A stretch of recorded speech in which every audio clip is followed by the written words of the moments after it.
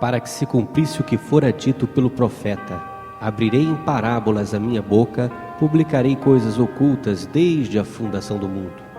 Porque Deus amou o mundo de tal maneira que deu seu Filho unigênito, para que todo aquele que nele crê não pereça, mas tenha vida eterna. Eterno como Melquisedeque, não tendo princípio de dias nem fim de vida, mas sendo feito semelhante ao Filho de Deus. A eternidade não começa a partir de um momento. Como Levi pagou dízimos a Melquisedeque, ainda estando nos lombos de seu pai, Abraão.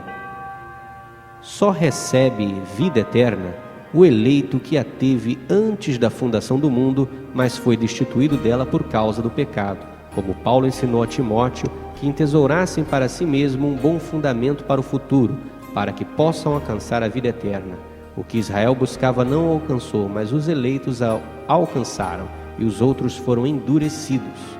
Bendito Deus, o qual nos abençoou com todas as bênçãos espirituais nos lugares celestiais em Cristo, e também nos elegeu nele antes da fundação do mundo para que fôssemos santos e irrepreensíveis diante dele, e nos predestinou para filhos de adoção por Jesus Cristo.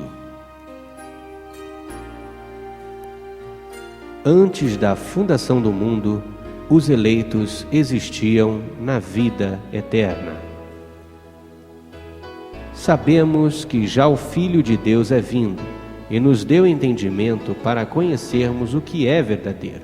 E no que é verdadeiro estamos, isto é, em seu Filho Jesus Cristo. Este é o verdadeiro Deus e a vida eterna. Antes da fundação do mundo não podia Deus ser reconhecido como Deus.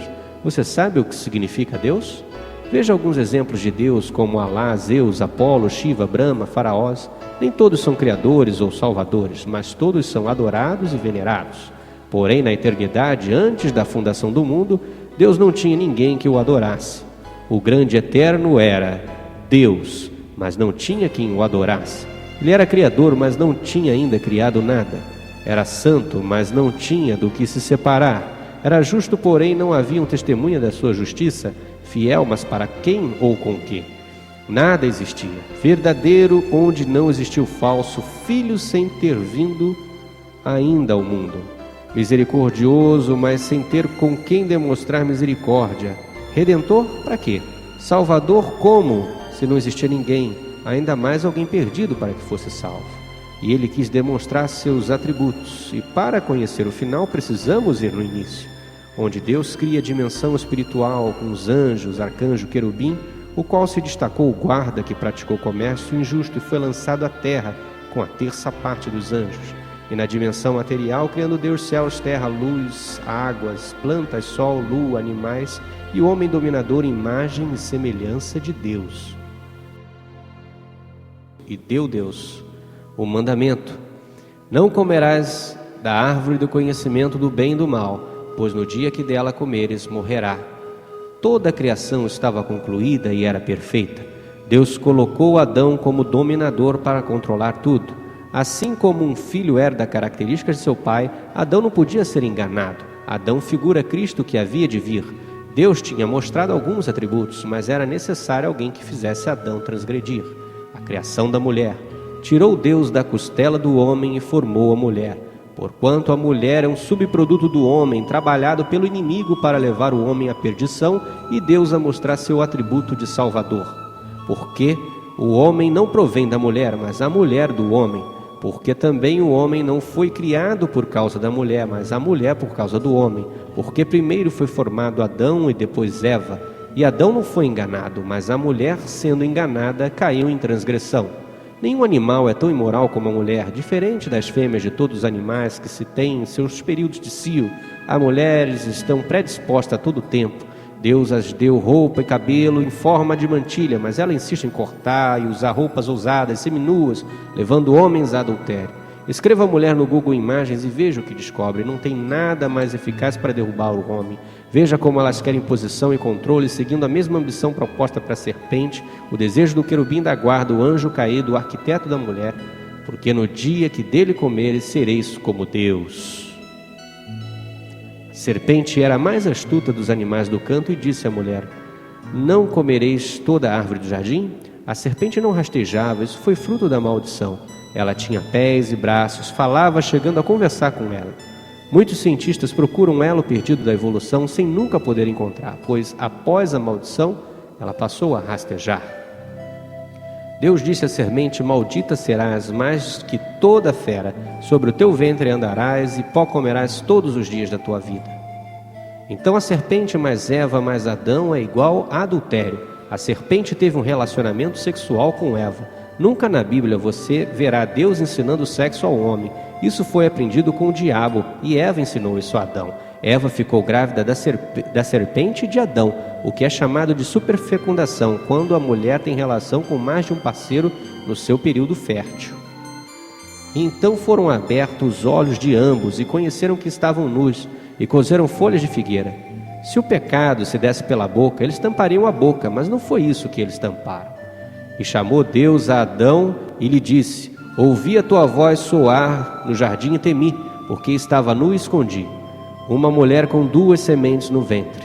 Uma era Caim, semente da serpente, outra era Abel, semente de Adão, o filho de Deus. Porém, inimizade entre ti e a mulher, e entre a tua semente da serpente e a semente da mulher, e esta te ferirá a cabeça, lhe ferirás o calcanhar. A serpente, o diabo e Eva, gerou a Caim, que matou Abel, filho de Eva, e Adão, filho de Deus. O rastro da serpente foi Enoque, Irade, e assim sucessivamente. Sete foi posto no lugar de Abel. Eva diz: Deus me concedeu outro descendente no lugar de Abel. E vendo os filhos de Adão, Deus, que as filhas da serpente, homens, eram formosas, tomaram para si mulheres. Então disse Deus a Noé: resolvi dar cabo de toda a carne, porque a terra está cheia de violência dos homens, e eis que o farei perecer juntamente com a terra. Após o dilúvio seguem Sem, Cã e Jafé com suas respectivas esposas, e o rastro da serpente continua. Filhinhos, não vos deixe enganar. Aquele que pratica o pecado procede do diabo, pois o diabo vive pecando desde o princípio. Todo aquele que é nascido de Deus não vive pecando, pois o que permanece nele é a divina semente, e não pode viver pecando porque é nascido de Deus.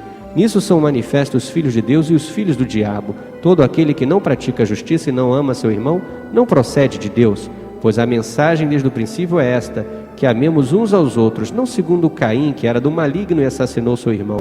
E por que o assassinou? Porque suas obras eram más, e as de seus irmãos eram justas. As misturas se repetem, como no caso de Peor, onde Balaão leva os filhos de Israel a prevaricar, através de mistura com mulheres de outros povos, pelo que houve praga entre a congregação do Senhor. E na conversa de Secanias com o sacerdote Esdras, dizendo: nós temos transgredido contra nosso Deus, casando com mulheres estrangeiras dos povos de outras terras, mas ainda há esperança para Israel. Despediremos todas as mulheres e seus filhos segundo o conselho do Senhor. No momento final não é diferente. A igreja se junta com ímpios, fazendo festas, banquetes, imitando-os com danças, ritmos, cantos e tudo de mais baixo, repugnante, como shows gospels, carnavais crentes, discoteca e tudo mais. E nesse momento se dará o fim, não com água, mas com fogo para os que ficarem. Pois assim como foi nos dias de Noé, também será na vinda do Filho do Homem, porquanto nos dias anteriores ao dilúvio comiam e bebiam, casavam, davam-se em casamento, prática sexual, até o dia que Noé entrou na arca e não perceberam, senão quando veio o dilúvio e os levou. Assim será também a vinda do Filho do Homem. Eleição é de onde viemos, uns de Deus, outros da serpente, e predestinação é para onde vamos, voltamos a Deus ou... Agora podemos entender a maneira como Deus faz suas escolhas quando diz: terei misericórdia de quem me aprouver ter misericórdia, e compadecer-me-ei de quem me aprouver ter compaixão. Pois a soberania de Deus não pode gerar em Deus uma injustiça. Assim diz: amei Jacó e aborreci Esaú. Assim Deus faz vasos para desonra, onde pode demonstrar sua ira aos preparados para a perdição, e vasos de honra, demonstrando misericórdia para a glória que preparou de antemão, aos quais somos nós, a quem também chamou, não só dentre os judeus, mas também dentre os gentios. Da mesma forma Judas, o filho da perdição, a serpente, para que se cumprisse a Escritura. No juízo final também será assim, pois Jesus disse: nem todo o que me diz Senhor, Senhor, entrará no reino dos céus, mas aquele que faz a vontade do meu Pai, que está nos céus. Muitos naquele dia hão de dizer-me: Senhor, Senhor, porventura não temos profetizado em teu nome, Em teu nome nós não expelimos demônios, em teu nome nós não fizemos muitos milagres?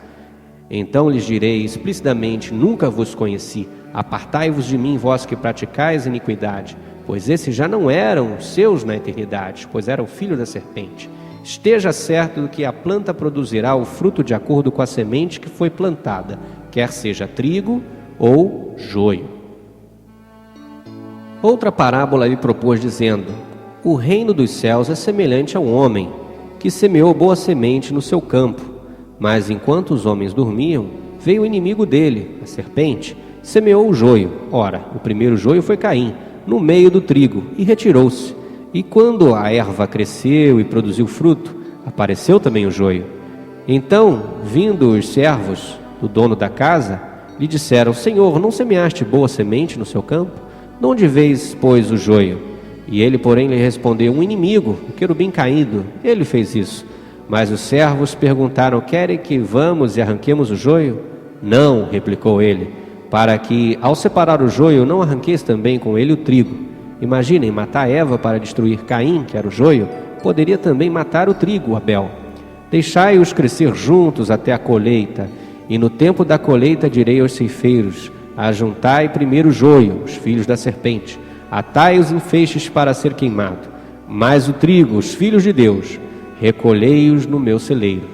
Então, despedindo as multidões, foi para casa, e chegando-se a ele, os seus discípulos disseram: explica-nos a parábola do joio do campo. E ele respondeu: o que semeia boa semente é o filho do homem. O campo é o mundo. A boa semente são os filhos do reino. O joio são os filhos do maligno. O inimigo que semeou é o diabo. A ceifa é a consumação dos séculos, e os ceifeiros são os anjos.